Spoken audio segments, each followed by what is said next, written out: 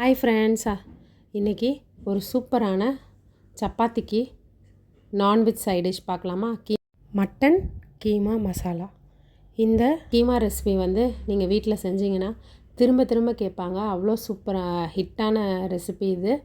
வாங்க இது எப்படி செய்கிறதுன்னு பார்க்கலாம். அதுக்கு குக்கரில் ஸ்க்ரீனில் தெரியல இன்க்ரீடியண்ட்லாம் சேர்த்துட்டு நல்லா கலந்து விட்டுக்கோங்க.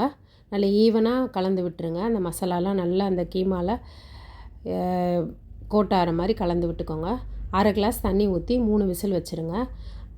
இன்னொரு பேனில் 1 tablespoon oil, 1 tablespoon ghee, சோம்பு, சீரகம் 1/2 டீஸ்பூன் சேர்த்துட்டு வெங்காயம், குட்டி குட்டியாக நறுக்கி வச்ச வெங்காயம், 3 பச்சை மிளகா, 1 டீஸ்பூன் இஞ்சி பூண்டு பேஸ்ட்டு, அது நல்லா பச்சை வாசனை வதங்கினோன்னே அரை தக்காளி, கொஞ்சம் கொத்தமல்லி இலை அதை சேர்த்துட்டு அது நல்லா மசிஞ்சு வந்ததுக்கப்புறம் வேக வச்ச மட்டனை அது கூட சேர்த்துட்டு ஒரு 5 நிமிஷத்துக்கு மூடி போட்டு வச்சுருங்க. நல்ல எண்ணெய் பிரிஞ்சு வந்ததுக்கப்புறம் நம்ம 1/2 teaspoon oregano powder, 1/2 teaspoon chilli flakes, 1/2 teaspoon kasuri methi, அரை லெமன் சேர்த்துட்டு இறக்கிடலாம். சூப்பரான நம்ம கீமா சப்ஜி ரெடி ஆகிடுச்சு.